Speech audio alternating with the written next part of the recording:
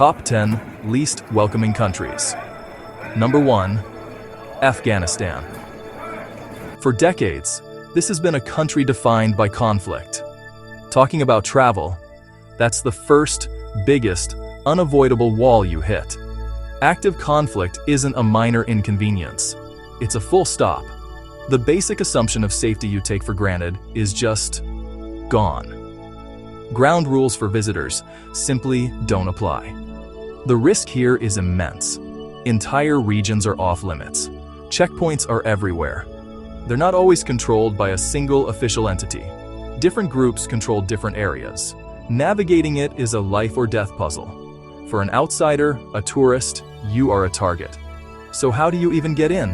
Officially, you might secure a visa, but a visa is just a piece of paper. Tourism infrastructure is non-existent. No traditional tour guides, only security contractors. Itineraries, shurs moving between relatively secure compounds. It's a fragile bubble. Think about the places you'd want to see. The ancient city of Balkh, the stunning minaret of Jam, the vibrant culture that has survived for millennia. They exist, but are trapped behind instability.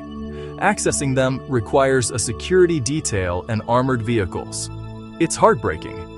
Beauty and history out of reach. Afghanistan now is mainly for journalists, aid workers, and diplomats. Even they face big risks. For the traveler, it's a closed door. A place of profound history and resilience, yet unsafe and inaccessible. A country you can see on a map, but can't truly visit. Number 2. North Korea. We go to a place that's closed off for a completely different reason. Not chaos, but control. Absolute, total control. The Hermit Kingdom. Getting in here isn't about navigating danger in the same way as Afghanistan. It's about submitting to a system that watches your every move. It's one of the most isolated countries on Earth, and for the few who do visit, it's a journey into a meticulously crafted reality show where you are the audience, and the entire country is the stage. You can't just book a flight and show up. Independent travel is completely forbidden. Your only way in is through an official state-sanctioned tour group. From the moment you apply for a visa to the moment you leave, you are on a leash. You are assigned 2 guides, and they are with you constantly. Their job is twofold: to show you the best of their country and to make sure you don't see anything else. Number 3. Yemen. From the rigid control of North Korea, we swing to the other extreme, devastating chaos. This is a country with a history so rich it's almost mythical. It's the land of the Queen of Sheba, home to ancient skyscraper cities made of mud brick. For centuries, it was a crossroads of civilizations. But today, Yemen is a humanitarian catastrophe. An ongoing civil war has torn the country apart, making it one of the most dangerous places on the planet. The primary obstacle here is the active, multi-sided conflict. It's not a single front line. It's a patchwork of shifting allegiances and contested territories. Houthi rebels, the internationally recognized government, southern separatists, various other factions. For a traveler, this means there is no safe zone. Airstrikes, shelling, ground combat. The risk of being caught in the crossfire is extraordinarily high. Beyond the conflict itself, there's the very real and targeted threat of kidnapping. Foreigners are high-value targets for ransom or political leverage. Western governments explicitly warn citizens not to travel here. Consular assistance is virtually nil. If you get into trouble in Yemen, you are on your own.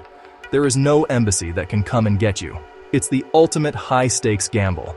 The infrastructure that supports travel has collapsed.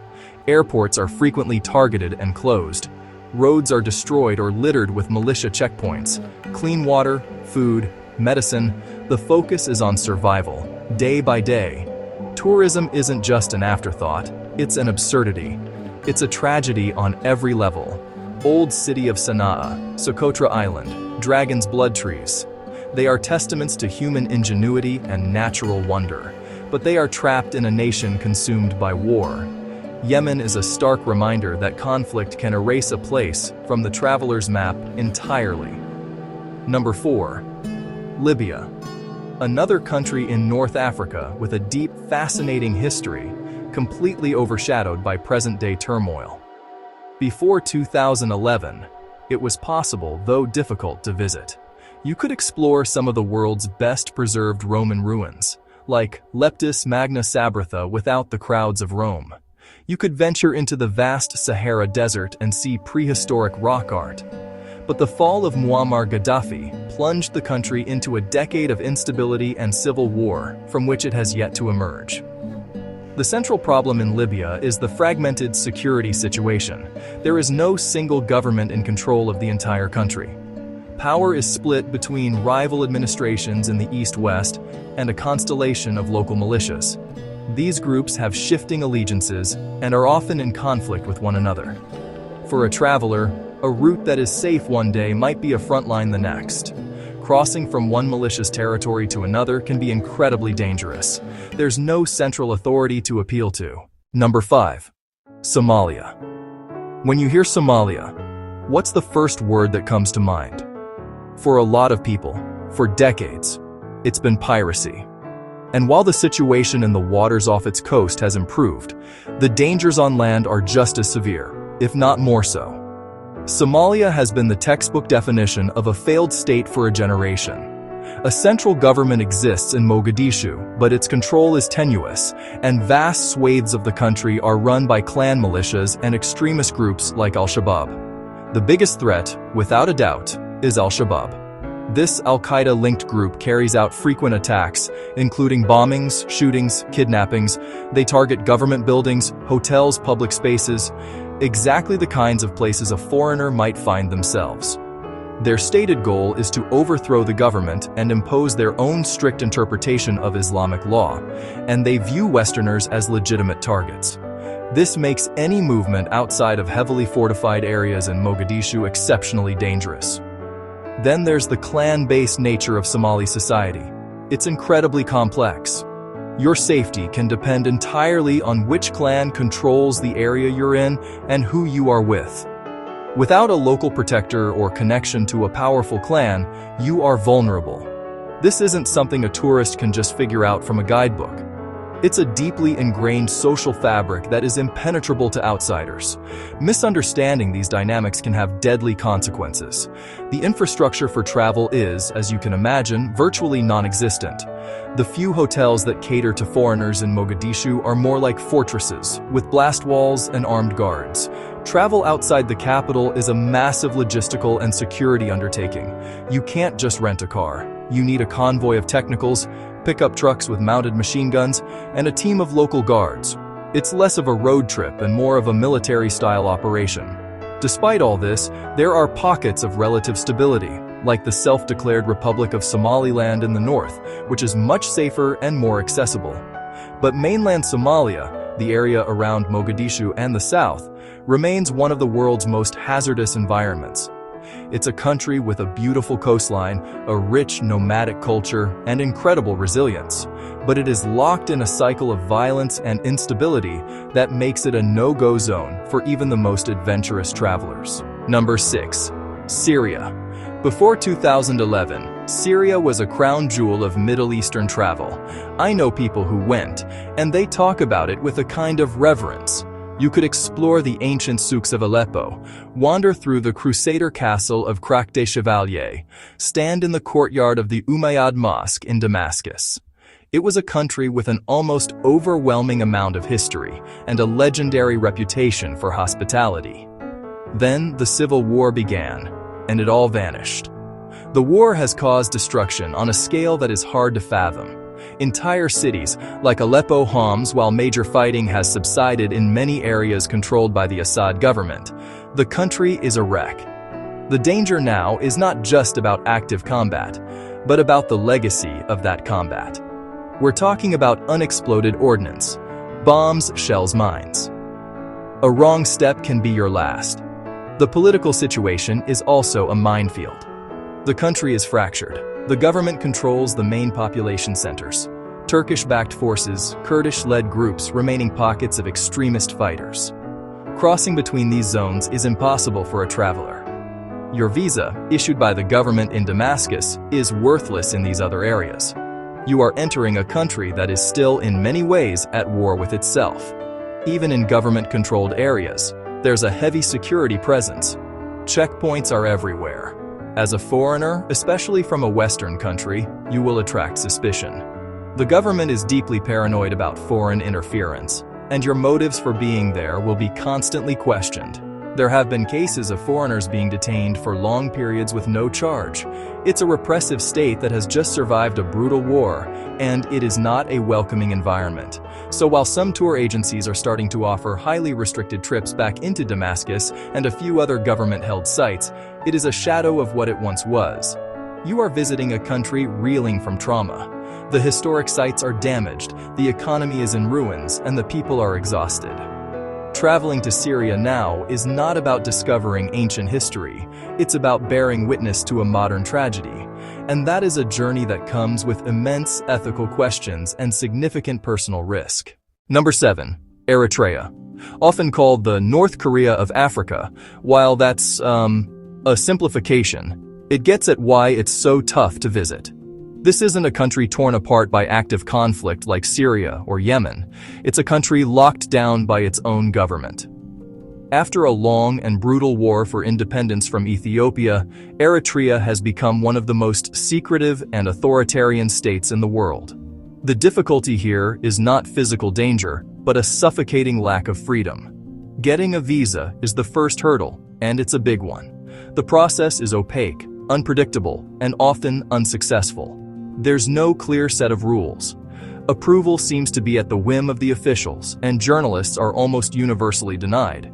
If you are lucky enough to get a visa, your journey has just begun. You can't just travel freely around the country. To leave the capital, Asmara, you need a special travel permit for each and every trip. These permits specify exactly where you can go and for how long. They are checked at military roadblocks all over the country. Any deviation from your approved itinerary can lead to questioning, detention, or even expulsion. The entire country is run with a military discipline that extends to visitors. The government is deeply suspicious of foreigners and their motives, and this paranoia dictates the entire experience. You are constantly being watched and controlled. The reason for this control is rooted in the country's policy of compulsory, indefinite national service. Essentially, a huge portion of the population is conscripted into military labor or government labor for years, sometimes decades, for very little pay. It's a system the UN has compared to slavery. The government doesn't want outsiders to see this reality or interact freely with its citizens, who might speak about their hardship. This is why they keep such a tight grip on movement.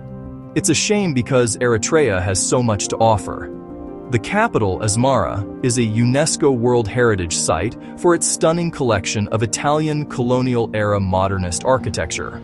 The Dahlak Archipelago offers incredible diving in the Red Sea, but these places are largely off-limits or require navigating a frustrating and intrusive bureaucracy. Eritrea is a beautiful country held captive by its own government, making it a fortress that is incredibly difficult for any independent-minded traveler to breach. Number 8. Russia. This one might seem surprising to some. People used to go there all the time. Moscow, St. Petersburg. They were major tourist destinations. But the world has changed drastically, and so has traveling to Russia. Since the full-scale invasion of Ukraine in 2022, visiting Russia as a Westerner has become exponentially more complicated and, in many ways, risky. The challenges are not about infrastructure or physical danger in the traditional sense, but about geopolitics. First, the logistics. Most Western countries have issued do not travel advisories. Direct flights from Europe, the US, and many other nations have been suspended. You have to travel via a third country, like Turkey or the UAE, making the journey longer and more expensive. Getting a visa, which was already a bureaucratic process, has become even more difficult, with greater scrutiny applied to applicants from unfriendly countries. And once you're there, your credit cards probably won't work. You have to rely on cash. But the bigger issue is the political climate. The Russian government has passed laws that criminalize what it deems to be fake news about the military. For a foreigner, this is a minefield. A casual comment, a social media post from years ago, or a conversation with a local could be misinterpreted or deliberately used against you. The arrest of American journalist Evan Gershkovich and others shows that foreigners are not immune and can be used as political pawns. There's a palpable sense of being from an unfriendly country now. While individual Russians may still be welcoming, the state's attitude is one of hostility and suspicion. You are under a microscope. The risk of arbitrary detention is real. Your embassy's ability to help you if you get into trouble is severely limited. You are entering a country whose government is in an adversarial relationship with your own, and you could easily get caught in the middle. So while you can still technically go, the question is, should you? The ethical considerations are huge, but purely from a travel perspective, the risks have skyrocketed. It's a country where the laws can be applied arbitrarily, where you are viewed with suspicion by the state, and where you have very little recourse if things go wrong. The Iron Curtain may have fallen decades ago, but a new one, made of political tension and mutual distrust, has descended, making Russia one of the toughest and most fraught countries to visit today. Number 9. Iran, a country that exists in a strange paradox for travelers. Persepolis, mosques of Isfahan, poetry of Shiraz. The Iranian people, warm, educated, hospitable. It sounds like a dream destination. But on the other hand, you have the government. The Islamic Republic has a deeply adversarial relationship with many Western countries. This political tension casts a long shadow over travel plans for citizens of the US, for citizens of the UK, for citizens of Canada. You must be on a guided tour at all times. Your itinerary is pre-approved. Your guide is responsible for you. The biggest risk for Westerners: arbitrary detention. Iran has a history of arresting foreigners. Iran has a history of arresting dual citizens. Those detainees are often used as bargaining chips. It's a terrifying prospect. You could follow all the rules and enjoy hospitality and still end up in a very, very bad situation because of state politics. Then there are strict social laws. As a visitor, you must abide by them. Women, headscarf, hijab, at all times in public. Alcohol is illegal. Unmarried couples sharing a hotel room is forbidden. Locals may bend rules privately, but foreigners are in the spotlight. A misstep can bring trouble with the religious police. It's a constant source of stress. A country that invites you for tea, yet a regime that may view you as a spy. That duality is what makes Iran so tough. Immense cultural potential, but the real risk of becoming a political pawn. It requires careful planning, acceptance of strict rules, and willingness to gamble with your freedom. Number 10. Sudan, the vast country just south of Egypt. For ages, Sudan was an off-the-beaten-path destination for serious adventurers. It has more pyramids than Egypt. The ancient Nubian pyramids of Meroe are an incredible sight.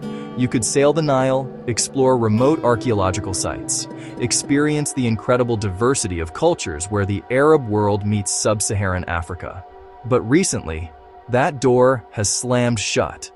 In April 2023, a brutal power struggle erupted between the two top generals of the ruling military junta, the Sudanese Armed Forces, the paramilitary Rapid Support Forces. The conflict plunged the capital, Khartoum, and other regions into all-out war.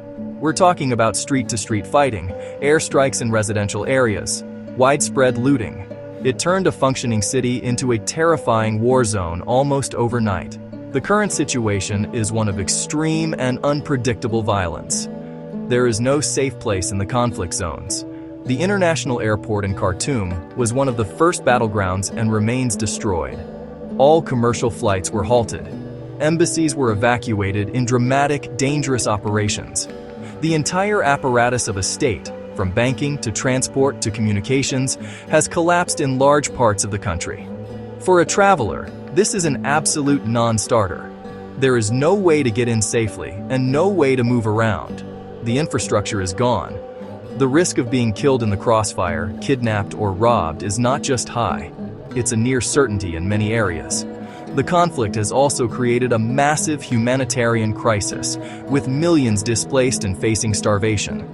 The country is focused on a desperate struggle for survival, and there is no room for tourism.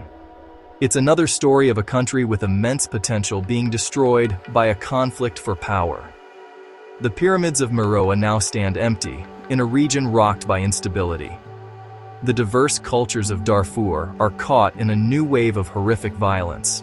Sudan is a stark example of how quickly a country can go from being a difficult but possible travel destination to a completely inaccessible war zone. Until this conflict ends and the country can even begin to rebuild, Sudan will remain firmly on the list of the world's toughest places to visit. So that's the list. 10 countries, 10 locked doors. It can feel depressing. A reminder of all the conflict and control that exists in the world. It's easy to look at this and think the world is just a dangerous, scary place. But that's not the point. The real story isn't about the governments, the militias, the walls they build. The real story is about the 40 million people in Afghanistan, 25 million in North Korea, 30 million in Yemen. It's about the people trapped behind those doors. Travel taught me the most. It smashes your preconceptions. Headlines and politics are just one tiny, loud part of the story. The real story is always on the ground. A shared meal. A smile from a stranger. A kid practicing English with you. These countries are full of people living with resilience. They are not their governments. They are not the conflict. We have to keep paying attention. Not to go now. That would be reckless. Remember these places, full of history culture people. Hope, and be ready for the day the doors open again. When they do, be one of the first to go back. Spend your money in a local shop. Show the people they haven't been forgotten. That is one of the most powerful things a traveler can do. The work is in the waiting and the hope. Do what you can't, but also know when you can't. Thank you for watching.